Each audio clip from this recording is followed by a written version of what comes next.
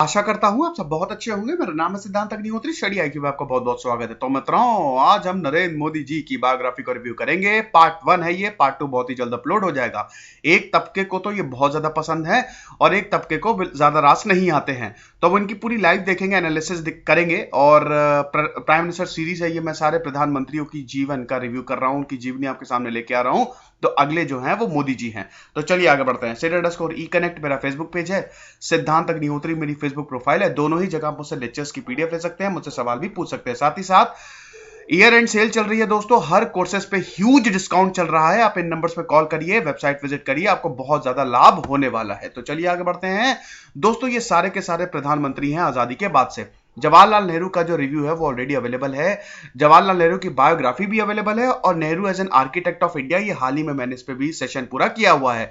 लाल बहादुर शास्त्री जी का मैं already review कर चुका हूं। इंदिरा गांधी जी का रिव्यू हो चुका है, इनका रिव्यू नहीं हुआ है, मैं बहुत ही जल्द लेके आऊंगा। चौधरी चरण सिंह का रिव्यू नहीं हुआ है, राजीव गांधी जी का रिव्यू नहीं हुआ है, वीपी सिंह, चंद्रशेखर, नरसिम्हा राव, इन तीनों का रिव्यू कर चुका हूं मैं। देवे गौड़ा का नहीं हुआ है, गुजराल का नहीं हुआ है, अटल बिहारी वाजपेयी का हो चुका है, मनमोहन सिंह जी का हो चुका है, और नरेंद्र मोदी जी का भी हो चुका है। मतलब ये मैं कर रहा हूं, तो ये चीजें आप देख लीजिएगा, सारे रिव्यू अवेलेबल हैं। और एक बार ये पूरी सीरीज खत्म हो जाएगी तो आपको इंडिया आफ्टर इंडिपेंडेंस बहुत ही अच्छे से सब कुछ अंदाजा हो जाएगा कि इन सालों में हुआ क्या। अर्ली लाइफ देखने वाले हैं दोस्तों, काफी गरीब फैमिली से आते हैं, बहुत ज्यादा अमीर नहीं थे ये, ठीक है। इनके घर में इतना अंधेरा रहता था कि लालटेन जलानी पड़ती थी तब जाके उजाला होता था, खिड़कियां नहीं थी, ठीक है। बहुत ज्यादा अमीर नहीं थे। इनके पिताजी की एक चाय की स्टॉल थी, ठीक है, एक चाय की दुकान थी। और बोलते हैं कि एक चाय वाला कैसे प्रधानमंत्री हो गया। पॉलिटिकल अपोनेंट्स तो इस पे घात करने से कभी भी नहीं चूकते हैं। तो ये सब देखेंगे, और उसके बाद फिर पॉलिटिक्स में कैसे आए। आरएसएस में ये सबसे पहले गए थे, वहां पे इन्होंने अपनी सेवा देना शुरू किया था। 8 साल की उम्र में इन्होंने आरएसएस ज्वाइन कर ली थी, और वहीं से ही फिर मेन स्ट्रीम पॉलिटिक्स में ये गए थे। और उसके बाद as a chief minister of Gujarat और as a prime minister of India क्या क्या इनिशिएटिव, इनकी पॉलिसीज क्या है, वो सब देखेंगे। और उसके बाद इन्होंने जो रिफॉर्म्स लेके आए हैं, डिमोनेटाइजेशन, जीएसटी, ये सब देखेंगे। और अभी की कंडीशन क्या कहती है। वैसे तो अगले साल चुनाव है। अब दोस्तों, इनका जो जन्म था वो 17 सितंबर 1950 में हुआ था, ठीक है। जैसा कि मैंने बताया कि इनके पिताजी जो थे, इनके पिताजी का नाम था दामोदर दास, जो कि वाडनगर रेलवे स्टेशन में चाय की दुकान चलाते थे। और नरेंद्र मोदी भी बचपन में अपने पिताजी की हेल्प करते थे, चाय बेचते थे वो। जी हाँ, वो चाय बेचते थे। सोचिए दोस्तों, हमारी डेमोक्रेसी कितनी जबरदस्त है। जब मोदी जी चाय बेचते होंगे, कभी भी किसी इंसान ने नहीं सोचा होगा कि एक ऐसा इंसान जो चाय बेच रहा है, इनफैक्ट अभी भी अगर आप स्टेशन पे जाएं या कहीं पे भी जाएं, तो जो इंसान चाय बेच रहा है, जो इंसान सब्जी बेच रहा है, आप कभी भी ये नहीं सोचेंगे कि वो बहुत ज्यादा कोई बड़ी पोस्ट पे चला जाएगा आगे जाके। और हमारी डेमोक्रेसी की ये ताकत है कि उसको भी प्राइम मिनिस्टर बना दिया, सबसे बड़ी पोस्ट दे दी। तो ये होता है हार्ड वर्क। तो दोस्तों क्या है कि 6 बच्चे थे, ठीक है, और तीसरे थे उनमें, ठीक है, नरेंद्र मोदी जी। और दामोदर दास इनके पिताजी, और इनकी माताजी का नाम था हीराबेन मोदी, ठीक है। तो बचपन से ही अपने पिताजी को बहुत मदद करते थे कि वाडनगर रेलवे स्टेशन पे जो इनकी चाय की टपरी थी, वहां पे चाय बेचने में इनकी मदद करते थे। और बाद में भी जब ये अंकल के यहाँ रहने चले गए थे, तो अहमदाबाद बस स्टेशन पे भी ये चाय बेचते थे, ठीक है। तो चाय से जो इनका नाता है ना, वो कभी एकदम खत्म नहीं हुआ। और चाय पसंद भी है मोदी जी को बहुत ज्यादा, ये भी बता दूं। उसके बाद दोस्तों, सुबह तो ये चाय बेचते थे, अब पढ़ाई आपको कंप्लीट करनी है। सड़क पार इनका स्कूल था, सरकारी स्कूल था दोस्तों। एक एवरेज स्टूडेंट थे, तो वहां पे पढ़ने जाते थे। इनके घर पे ये बताते हैं कि इनके घर के बगल में एक बहुत बड़ा तालाब है। बहुत अच्छे तैराक थे ये, इनको स्विमिंग बहुत बढ़िया आती थी। तो एक बार क्या हुआ था कि उस तालाब के बीच में एक मंदिर है, तो इधर मगरमच्छ पूरा घूम रहे थे, तो वहां पे वो तालाब पार करके उस मंदिर में गए, और उस मंदिर के ऊपर ध्वज बदलना था, ठीक है। भगवा ध्वज जो है वो पुराना हो गया था, उसको बदलना था। तो लेकिन खतरा बहुत था, क्योंकि आसपास जो है वो मगरमच्छ थे। तो एक बार तो ये मगरमच्छ का बच्चा भी पकड़ के ले आए थे, और जाके स्कूल में छोड़ दिया था। मास्टर को दिखा रहे थे कि देखिए, ये देखिए मगरमच्छ का बच्चा। तो शुरू से ही जो थे, एक कहते हैं ना कि एक रिबेल एटीट्यूड या बड़ा एक बहादुरी वाला एटीट्यूड इनमें डेवलप हो गया था। 8 साल के जब थे, तब इन्होंने आरएसएस की शुरुआत कर दी, राष्ट्रीय स्वयंसेवक संघ, उसको इन्होंने ज्वाइन किया। और 8 साल की उम्र में ही ये आरएसएस को सेवा देने में लग गए। दोस्तों, उस समय इनका जो पॉलिटिकल गुरु था, ये दूसरी पंक्ति में खड़े थे, और वहां पे इनको आइडेंटिफाई किया था इनामदार ने, जिनको वकील साहब बोला जाता था। तो लक्ष्मण राव इनामदार ने इनको उस समय स्पॉट किया था। और उसके बाद फिर बाल स्वयं सेवक संघ, उसमें ये ज्वाइन किए थे और वहां पे फिर उन्होंने अपनी सेवाएं देना शुरू की थी। अब उसके बाद दोस्तों कहानी आगे बढ़ती है, चाय की दुकान भी ठीक चल रही है, फैमिली भी ठीक चल रही है, लेकिन दिक्कत तब शुरू हो जाती है जब इनकी शादी तय कर दी जाती है। जी हाँ, उस समय क्या होता था कि बचपन में ही शादी तय कर दी जाती थी, तो मोदी जी की भी बचपन में शादी तय कर दी गई थी। अब उसके बाद ये बहुत नाराज होते हैं, बिल्कुल भी शादी नहीं करना चाहते थे। मोदी जी को पढ़ने का बहुत शौक था, ठीक है। तो अब दोस्तों क्या है कि पढ़ने का मतलब किताब पढ़ने का, ऐसे तो ये एवरेज स्टूडेंट थे, ठीक है, पढ़ाई में बहुत ज्यादा अच्छे नहीं थे, ना ही बहुत ज्यादा बेकार थे। तो इनकी शादी तय कर दी जाती है, तो अब इनको बिल्कुल बिल्कुल भी ये नामंजूर होता है कि मेरी इतनी छोटी सी उम्र में शादी कर दी जाए। तो ये क्या करते हैं, घर छोड़ के भाग जाते हैं। अब इसका एक तर्क ये भी दिया जाता है कि एक बार मोदी जी ने बोला घर वालों से, क्योंकि दोस्तों क्या है कि मोदी जी आध्यात्म की तरफ बहुत ज्यादा बढ़ने लगे थे और एकदम जो ये सारी चीजों से दूर होते जा रहे थे। तो इन्होंने मतलब इनकी माता जी जो थी वो बड़ी इससे चिंतित रहती थी कि कहीं ऐसा ना हो कि मेरा जो बेटा है वो सन्यासी हो जाए और सन्यास में चला जाए, बड़ी दिक्कत रहती थी। और भाई माँ बाप को तो चिंता रहती ही है, जितने भी सन्यासी हुए हैं सबसे बड़ी दिक्कत उनके माँ बाप ने झेली है कि वो तो बिल्कुल भी नहीं चाहते कि ये सन्यासी हो जाए। तो मोदी जी का भी कुछ ऐसा ही रहता था। उसके बाद मोदी जी को एक जरिया भी मिल गया कि शादी तय हो गई है और मुझे नहीं करनी है, तो मोदी जी घर छोड़ के भाग गए। जी हाँ, मोदी जी घर छोड़ के भाग गए और उसके बाद फिर हिमालय गए। स्वामी विवेकानंद की जीवन का बहुत ज्यादा प्रभाव पड़ा था इनके जीवन में, ठीक है। स्वामी विवेकानंद को बहुत ज्यादा पढ़ते भी थे और उसके बाद फिर काफी आश्रम गए, मठ गए, कोलकाता गए, आसाम गए, हिमालय में घूमे, 2 साल तक ये घूमते रहे। और उसके बाद फिर 1967 में इन्होंने अपना घर छोड़ा था और 1969 में फिर ये 2 साल बाद वापस आए थे। परिवार को पता तक नहीं था कि ये कहां गए हैं और इनका कोई भी नामो निशान नहीं था। तो जब ये आए बड़ी बड़ी दाढ़ी और एकदम एक सन्यासी की एक बिल्कुल वेशभूषा, तो वहां पे लौटे थे और हर कोई बहुत ज्यादा खुश हुआ। और फिर इनकी बहन ने बोला कि देखो मोदी जी, मतलब मोदी भैया आ गए हैं, तो पूरा परिवार इनका बहुत खुश हुआ। तो मोदी जी एकदम रिफॉर्म्ड होके लौटे वाडनगर और उसके बाद फिर इनका अगला चरण स्टार्ट होता है। जब मोदी जी वापस आए तो इनकी मां ने सोचा कि अब ये लड़का शादी कर लेगा, लेकिन मोदी जी को यह अंदाजा था कि जैसे ही मैं वापस जाऊंगा फिर शादी का वही बैंड बजना शुरू हो जाएगा, तो बेटर है कि मैं यहां से खिसक लूं। तो मोदी जी फिर अहमदाबाद चले गए। अहमदाबाद में इनके अंकल की दुकान थी, इनके चाचा जी की दुकान थी। उन्होंने कहा कि मैं वहीं रहूंगा, मतलब उनकी भी चाय की ही टपरी थी, ठीक है, वहां पे भी उनकी चाय की स्टॉल थी अहमदाबाद बस स्टेशन पे। तो उन्होंने कहा कि मैं वहीं पे ही रहूंगा और उसके बाद फिर वो अहमदाबाद चले गए और अपने अंकल के यहाँ कुछ टाइम उनके साथ काम किया, चाय की स्टॉल वहां पे भी लगाई। तो ये चीज थी, लेकिन अब असली चीज शुरू हुई है।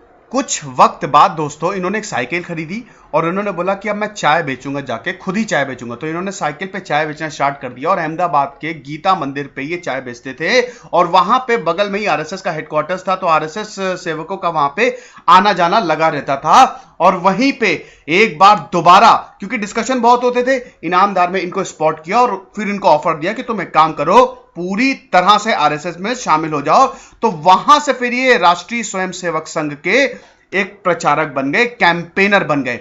मीनवाइल इन्होंने bachelor of arts BA degree in political science भी हासिल की, इन्होंने ओपन यूनिवर्सिटी से हासिल की, जहां पे मतलब जैसा कि मैंने बताया कि इनको और इतना ज्यादा टाइम नहीं मिलता था पढ़ने का, तो वहां से फिर उन्होंने पढ़ाई की।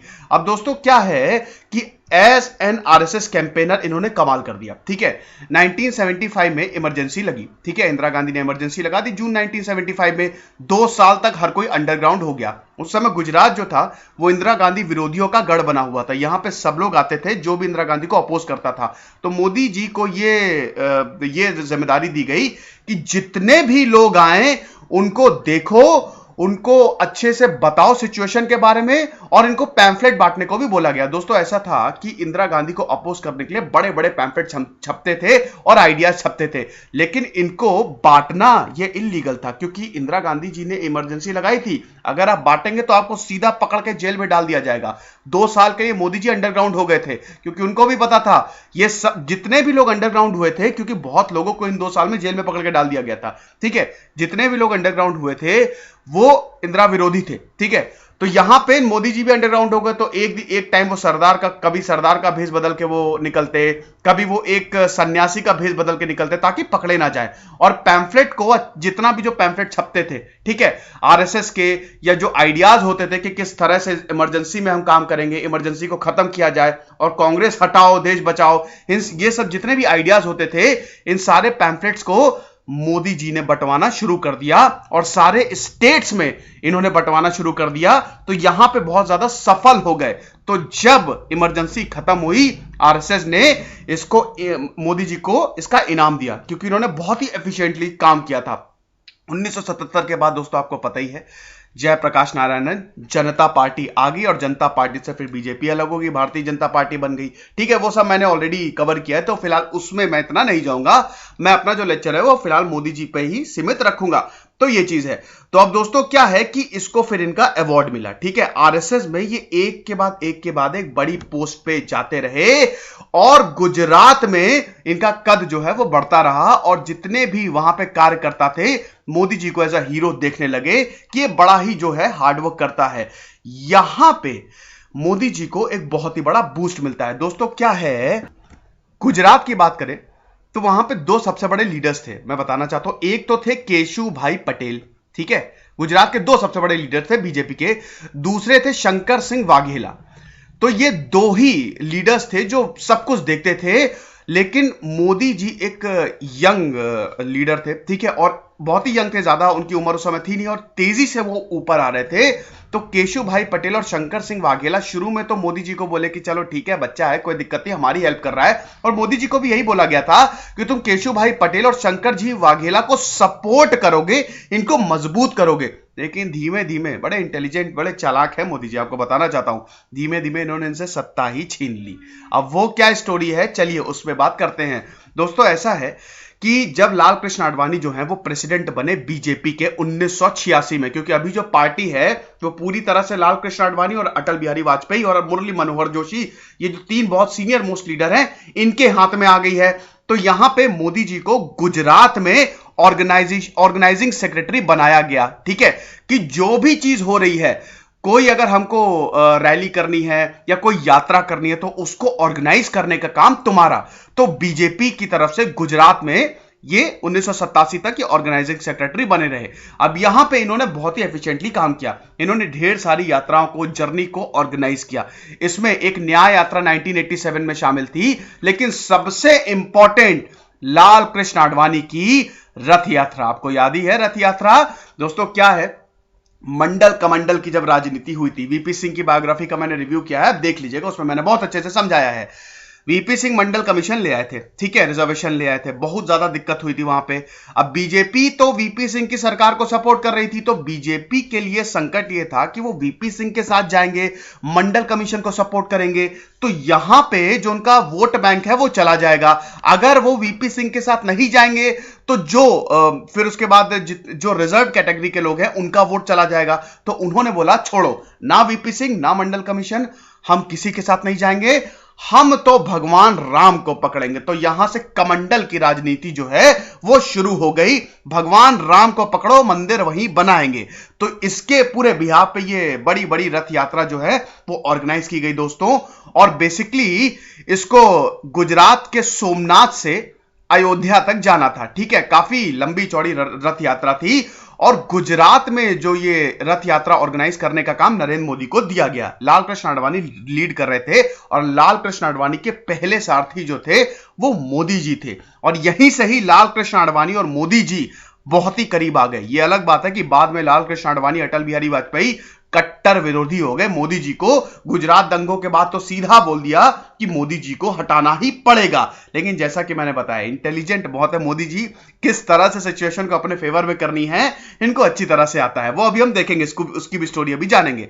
तो यहां पे क्या है दोस्तों कि रथ यात्रा को बहुत ही अच्छे से ऑर्गेनाइज किया गया। ठीक है, गुजरात में, क्योंकि गुजरात के बाद फिर एमपी होके जाना था, जिस जिस स्टेट से रथ यात्रा गुजरी है वहां पे सांप्रदायिक तनाव हुआ है, लेकिन सिर्फ गुजरात ही एक ऐसा स्टेट था जहां पे सांप्रदायिक तनाव नहीं हुआ था। मोदी जी ने बहुत ही एफिशिएंटली इस रथ यात्रा को कंडक्ट किया था। उसके बाद ढेर सारी यात्राएं उन्होंने और भी ऑर्गेनाइज की, जिसमें मुरली मनोहर जोशी की एकता यात्रा है, क्योंकि उस समय जम्मू एंड कश्मीर इशू, वहां पे मिलिटेंसी जो है वो बहुत ज्यादा बढ़ गई थी।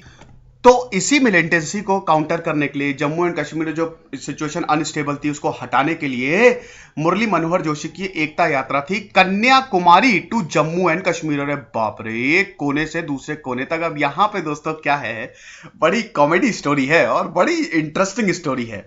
मोदी जी क्या करते थे ना, देखिए उनको एक बहुत ही बड़ा ओहदा दिया गया था उस समय, ठीक है, ऑर्गेनाइजिंग सेक्रेटरी थे और उसके बाद फिर और भी उनको रोल दिए गए।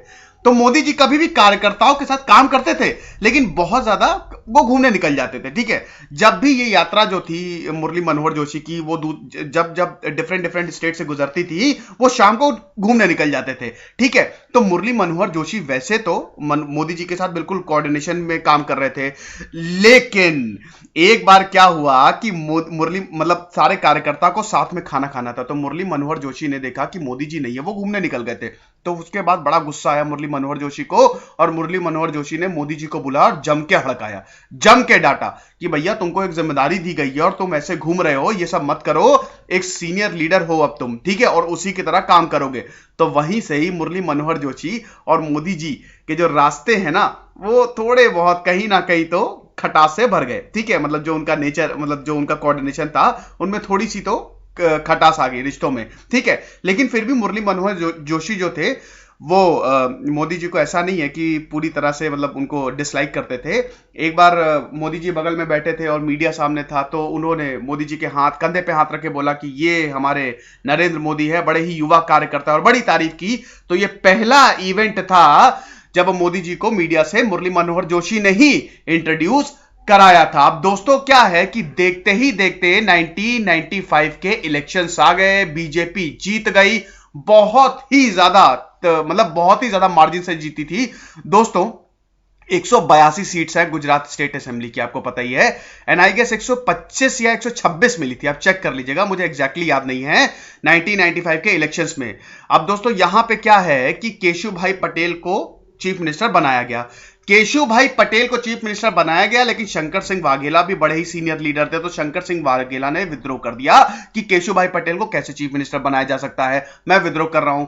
तो बड़ी मान मनौवल हुई, किसी तरह बोला गया कि शंकर सिंह वाघेला जो है वो मतलब इस अपना विद्रोह खत्म करें। तो शंकर सिंह वाघेला ने 3 शर्तें रखी कि ठीक है मैं अपना विद्रोह खत्म करूंगा, और उसमें तीसरी शर्त यह थी कि नरेंद्र मोदी को गुजरात के बाहर भेजा जाए, क्योंकि वो एक ऐसे नेता थे, उनको पता था कि आगे जाके रोड़ा अटका सकते हैं। तो ये शंकर सिंह वाघेला ने बोला, तो उसके बाद फिर बीजेपी मानी। वैसे तो नरेंद्र मोदी को प्रमोट करके बाद में भेजा गया, ठीक है, नरेंद्र मोदी को जनरल सेक्रेटरी बनाया गया और दिल्ली भेज लिया गया, और उसके बाद 4 स्टेट का इनको प्रभारी भी बनाया गया। लेकिन मोदी जी को भी पता था कि गुजरात से उनको ये जो भेजा गया है और ये दिल्ली का जो रास्ता दिखाया गया, इसमें बहुत बड़ा खेल चल रहा है। अब दोस्तों यहां पे शंकर सिंह वाघेला भी खुश, केशु भाई पटेल भी खुश, मोदी जी इतने खुश नहीं। मोदी जी को गुजरात आना था और वहां की राजनीति को अपने हाथ में लेना था। आ गया मौका 2001 2002, बहुत अच्छे से ये आ गया। केशु भाई पटेल की हेल्थ जो थी वो नीचे हो रही थी, दूसरी बात भूकंप भी आया था, आपको पता ही है उस टाइम। तो जो भुज में भूकंप आया था, वहां पे केशु भाई पटेल माइग्रेट करने में लोग मतलब जो लोकेशन है, ठीक है, क्योंकि भैया जब भूकंप आता है तो बड़ी जान माल का नुकसान होता है, तो लोगों को आपको वहां से हटाना होता है। तो ये केशु भाई पटेल करने में नाकामयाब हो गए, और भी बहुत सारी चीजें थी। तो केशु भाई पटेल को हटाने का अब वक्त आ गया। तो बीजेपी ने एक नए कैंडिडेट को देखना शुरू कर दिया। अब बीजेपी ने देखा मोदी जी से तो बेहतरीन कोई नहीं है, तो वहां पे लेकिन मोदी जी और बीजेपी में टसल भी शुरू हो गई। इतना आसान नहीं है दोस्तों सब कुछ। देखिए इससे पहले ये बोला जा रहा था, जब मोदी जी बहुत ही ऊपर आ रहे थे, तेजी से सत्ता में ऊपर आ रहे थे, तो केशु भाई पटेल शंकर सिंह वाघेला का मानना था कि मोदी तो बहुत जूनियर है, वो उसको क्या आता है, उसको तो हम कभी भी साइड लाइन कर देंगे, हम सीनियर लीडर्स हैं।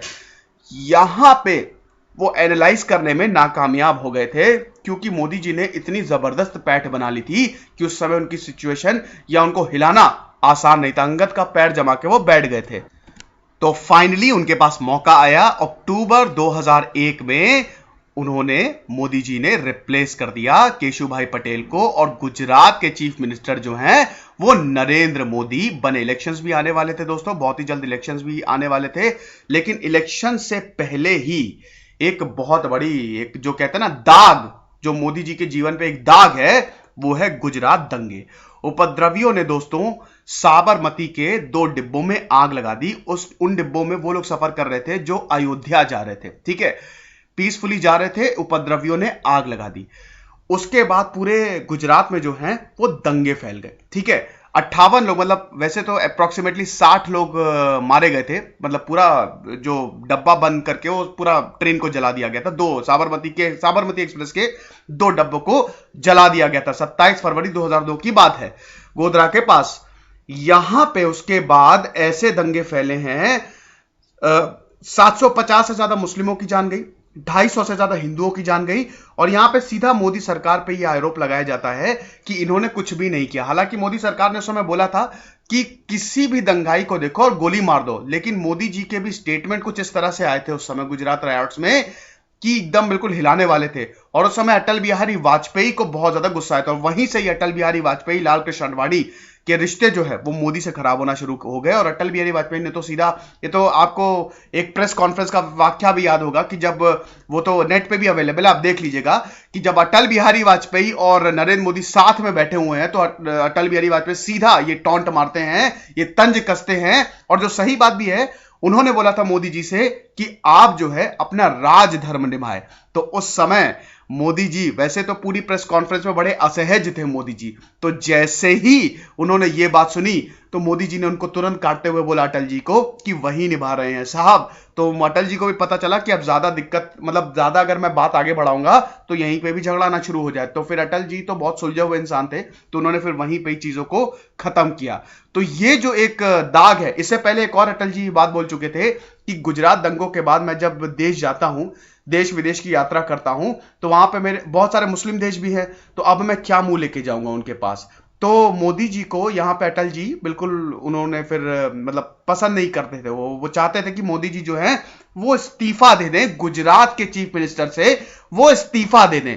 और यही दोस्तों हुआ भी। अब दोस्तों क्या था कि अटल जी सिंगापुर दौरे पे थे, तो अटल जी सिंगापुर दौरे पे थे, तो अटल जी ने लाल कृष्ण आडवाणी से कहा कि जब मैं वापस आऊं तो मोदी जी को हटा देना। मतलब ये पूरा जो सीएम का किस्सा है, इनडायरेक्टली बोला उन्होंने, हटा देना, कि जो चीफ मिनिस्टर ऑफ गुजरात का ये जितना भी है ये सब कुछ सुलझ जाए। लेकिन जब वो सिंगापुर से वापस आए अटल जी, तो लाल कृष्ण आडवाणी इस मसले को सुलझाने में नाकामयाब रहे थे। तो यहां पे अटल जी को गुस्सा आया, लेकिन वो गुस्सा व्यक्त नहीं करते थे, आपको पता ही है।